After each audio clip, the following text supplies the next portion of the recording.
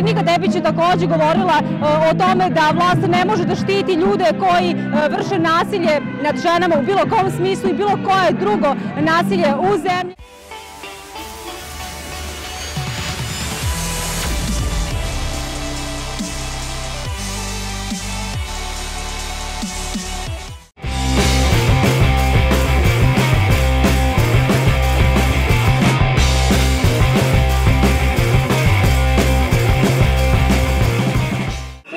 Završava još jedan protest, jedan od 5 miliona. Sa nama je večeras narodna poslanica Marinika Tepić. Dobroveče, Marinika. Hvala što ste pristali da govorite za inicijativu Spika. Večeras ste držali jedan govor na samom početku protesta. Kazali ste da izazivate Aleksandra Vučića na duel. Šta mislite, da li će biti neke reakcije na to? Ja iskreno očekujem, inače to ne bih uradila javno pred ljudima koji su došli u glavni grad da čuju naše mišljenje. Dakle, ja sam mu rekla, ako se već obraća monolozima, odnosno izbegava duele sa političarima, sa muškarcima, hajde onda da izađe na duel sa mnom ili sa Marijom Lukić koja je bila pored mene, pa da mu mi objasnimo, na primjer, na RTS-u kako izgledaju te njegove borbe za prava žena, da mu objasnimo kako njegov Martinović, koji mi je obezbedio 5 zarada, pa mu nije bilo to dovoljno, nego je za 30.000 dodatnih isterao 9 žena na ulicu u Višoj Ćuprijskoj školi. Dakle, to su neke stvari koje naši građani osjećaju iz dana u dan. I mislim da su to teme koje ih bole i to su teme koje su okupile sve ove ljude zajedno ovde, a monolozima kojima nas zaista i smara Aleksandar Vučić ne govori zapravo ništa drugo osim toga da zaista ima problem sa svom ovom masom ljudi koja se gotovo sada već iz dana u dan okuplja u desetinama i desetinama gradova širom Srbije. Čini ga nervoznim, tu nema nikakve sumnje.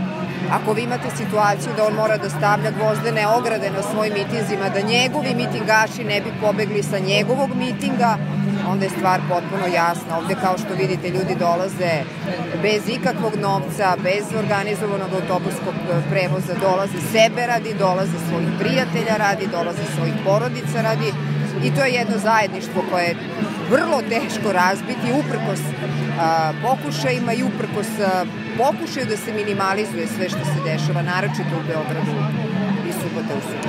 Kampanja Budućnost Srbije i dalje traje, karavan sa autobusima i dalje kruži po Srbiji. Šta kažete na to? Da li mislite da će to još dugo moći da rade?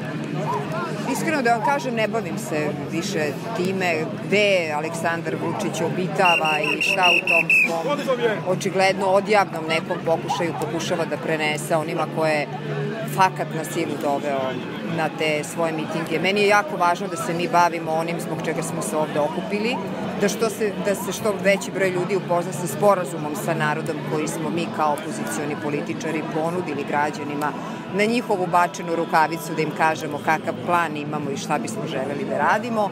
Ta sinergija koja se evidentno dešava evo već 2 ili 3 nedelje od kada sporazum sa narodom cirkuliše među ljudima, daje rezultate. Vi dobro znate da se elektronski sada popunjava i potpisuje taj sporazum. Ono što je najznačajnije jesu ti naši konkretni odgovori u tom sporazumu, a to je da u prvom redu očekujemo oslobađanje medija, naročito RTS-a, dakle javnog servisa, jer bez slobodnih medija koji su osnovni preduslov za slobodne izbore nema ni tih slobodnih izbora. Potpuno je jasno da ukoliko bismo imali slobodne medije i slobodne izbore, Aleksandar Vučić ne bi dobacio ni do 30%. I to su ti neki, naravno, uslovi garantujući sa naše strane da ukoliko se ti uslovi ne ispune, niko od nas neće izaći na izbore. Dakle, i dalje stojite iza toga? Apsolutno da, apsolutno da. Bilo da su vanredni, bilo da su redovni u ovakvim uslovima, sa pripremljenom krađom, sa pripremljenom obmanom, podvalom i svime onome što znamo da beleži ova Vučićeva kamarila u izbornom političkom kriminalu u odnosu na pravo na slobodu izbora. Nema nikakvog razloga da bilo ko normalan zaista dopusti sebe da u tome učestvuje. Imate li neke informacije koliko je do sada potpisa prikupljeno za sporazum sa narodom? Nemam precizan podatak, znam da je već u prvoj nedelji 10.000 ljudi potpisalo, pa sad vi pomnožite to sa nedeljama koje su iza nas i sa gotovo 80 ili 90 gradova koji u ovom trenutku demonstrira, tako da mislim da je zaista impozantan broj. Kažite mi, kakva je sada situacija u Skupštini Republike Srbije? Vi dalje svi, ne svi, ali dobar deo opozicije koja se tako deklariše, bojkotuje sednice Skupštine. Utorak počinje redovno zasedanje prolećno, mi smo i dalje u saglasju da nećemo pristupiti plenumskoj raspravi. Ono što ćemo nastaviti da radimo, jer to i jeste naš posao, je da mi želimo da se obratimo građanima u odnosu na zakone koji su na dnevnom redu, ali u toj našoj alternativnoj ili pravoj Narodnoj skupštini u holu, naravno svaka poslanička grupa će izneti svoje predloge za dopunu dnevnog reda, svoja poslanička pitanja, svoje komentare na tekuće tačke dnevnog reda, a sa njima nećemo ulaziti u salu jer nema više šta sa njima da se razgovara. Maja Gojković je pozvala šefove poslaničkih klubova na kolegijum u ponedeljak u 9 ujutru. Nećemo se ni tome odazvati. Pa nećemo, znate šta, mi smo još pre više od godinu dana podneli svi zajedno zahtev da Maja Gojković bude smenjena. Dakle, neko ko je generator zaista ovog cirkusa u Skupštini ne može da bude njegov korektor. Tako da lopta nije u našem dvorištu, nego je lopta u njihovom dvorištu. Kad smene Maju Gojković, pošto je ona i sama rekla da jedva čeka da se ta tačka dnevnog reda nađe u raspravi, možda onda eventualno razmislimo u skladu sa okolnostima koje budu novonastale, da li će se sa bilo kim nadalje razgovarati ili dokle je ona predsjednica Narodne skupštine sa nekim, kažem, koji je generator ove situacije, koje je najprepoznatljivije lice tog prostakluka u Narodnoj skupštini, mi nemamo šta da tražimo za istim stolom sa njom. Vi ste već duže vreme nezavisna narodna poslanica. Samostalna, ako se ne varam. Da li planirate da to ostane tako duže vreme? Da, za sada je tako, da. Bili ste, sad da se malo vratimo na neku prošlost, nadamo se da je prošlost, bili ste često meta napada nekih agresivnih desničarskih grupa. Da li i dalje se plašite možda da će to možda da se ponovi u nekom trenutku? Znate šta, ponavlja se.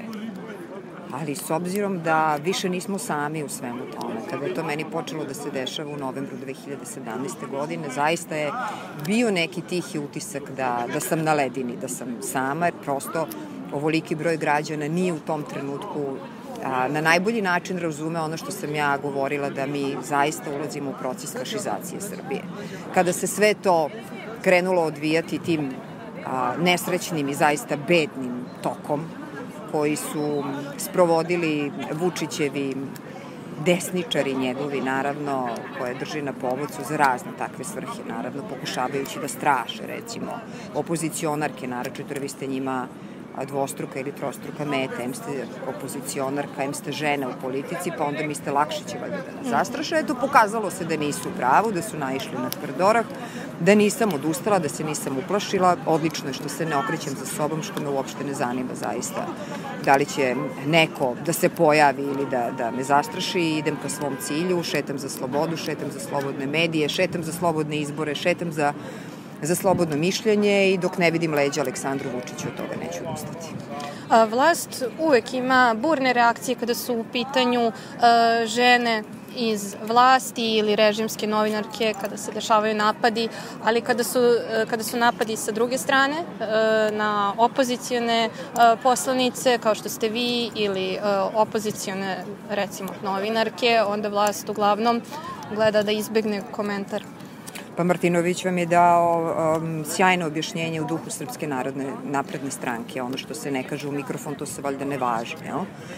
Ali imali ste večeras Mariju Lukić iz Bruse koja je govorila pre mene na skupu. Dakle, ona je žena jedan zaista eklatantan primer kako Srpska napredna stranka, kako ta zaista prostačka i divljačka politika Aleksandra Vučića deli građane na građane prvog i drugog reda, deli žene na žene prvog i drugog reda, jer kada se nešto slično dogodi nekome ili nekoj ženi za koju smatraju da je bliska ili je članica Srpske napredne stranke, vi imate upregnutu čitavu propagandu, ne samo stranačku njihovu, nego i javnih funkcionera koji su, pobogu, funkcioneri u ime svih građana, ili bar bi tako trebalo da bude u jednoj normalnoj zemlji. Dakle, to se ne dešava. Marija Lukić je ostala sama u jednom trenutku. Dobra vest je da se ohrabrila da izađe javno, da se tim otvorenim pismom obrati javnosti. I ja sam odmah otišla kod nje u Brus da joj pružim podršku, da vidim kako mogu da joj pomognem, i taj se točak opet zavrteo. nemojte zaboraviti da pre nekoliko meseci niko nije mogao da zamisli. Prvo da se ovi ljudi okupljaju ovoliko uporno i istreno i da se ovaj virus ne gripa, što bi rekao Vučić, širi na protestima, nego virus slobode, da se širi širom Srbije, to je strašno važna stvar. Drugo, pre nekoliko meseci nije mogao niko da zamisli da će evo Jutka da podnese ostavku. Mislim, naravno da stavimo sa strane apsurdne obrazloženja koje verovatno nije ni on pisao, nego je dobio takođe iz centrale neke svoje medija centrale u stranci, ali ipak je ovaj pritisak i naročito hrabrost Marije Lukić pokazala da ne možete pobogu da sa zaista kriminalcima vršite vlast. Međutim, vidite u njihovim odgovorima da se ne radi o tome da su oni razumeli nepočinstva koja su izvršili, već da se sad peru jedni od drugih i da se pokušava što više smanjiti šteta koje bi velikom vođi mogla biti naneta. Tako da oni naravno da ništa nisu razumeli, ja i ne očekujem da oni ništa razumeju, da razumiju ne bismo bili danas ovde gde smo. Tako da idemo dalje istim pritiskom, idemo dalje istim tokom, nema odustajanja, idemo do kraja, idemo do pobede i to je to. To je lepo za kraj, ali htela sam da vas pitam još za Mariju Lukić. Njen slučaj je dospeo u javnost, izazvao je dosta burne reakcije. Jutka je dao ostavku. Da li mislite da će taj slučaj na sudu doživeti neki epilog koji će biti pravičan? Verujem da da. Verujem da da, ako se to ne desi u Bruskom sudu, pošto je tamo vraćen na postupanje ovaj predmet, onda će se sigurno u Strazburu to desiti. Vi ste Mariju Lukić čuli. Ići ću peške, makar i do Strazbura, ali neću odustati. Tako da tu nema nikakve dileme, dokazi su nepobitni, činjenice su neoborive, pravda i istina su na njenoj strani. Ja zaista ne znam koji sudija pri zdravoj svesti i ono kada napiše u ime naroda, pošto svaka presuda tako glasi, će sebi dozvoliti da postupi drugačije. Ali neću da se mešam, ovo je zaista moj lični subjektivni sud, ali ponavljam još jednom, čuli ste Mariju Lukić, idemo peške sa njom do Strazbura ako je potrebno, ta istina mora da se istere do kraja. Pružamo je punu podršku i želimo da istraje u toj borbi. Naravno. Evo, za sam kraj, da li želite još nešto da dodate? Ne. Hvala vama. Hvala vama puno.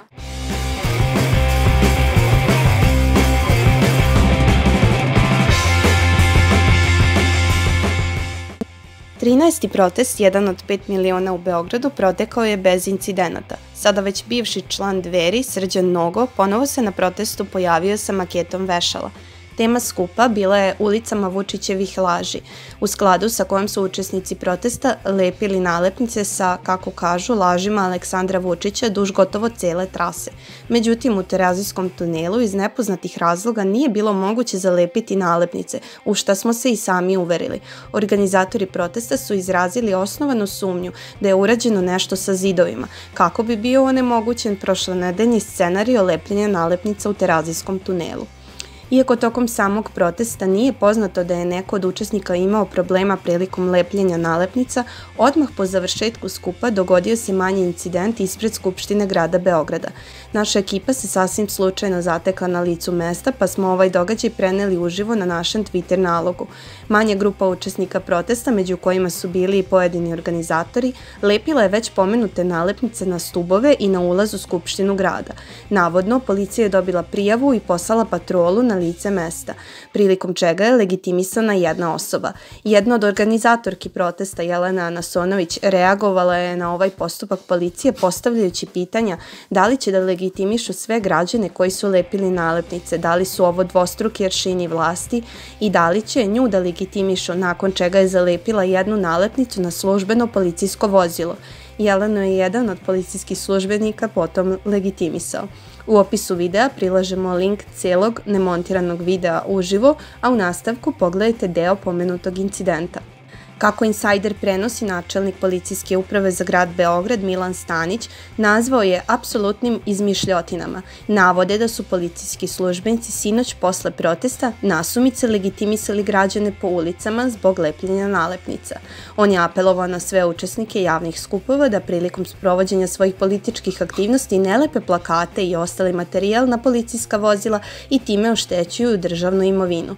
Ekipa televizije N1 došla je na lice mesta nakon pomenutog incidenta, te je Jelena Nasonović dala izjavu za ovu televiziju i rekla da je, zato što jednoj od devojaka policajci nisu vratili dokumenta, zalepila jednu nalepnicu na policijsku maricu, nakon čega su, kako je rekla, i nju legitimisali, uzeli joj dokumenta i pokušali da je uvedu u maricu. Napišite nam u komentarima da li mislite da je opravdano legitimisanje građana zbog lepljenja nalepnica. Do sledeće nedelje, spika se spika.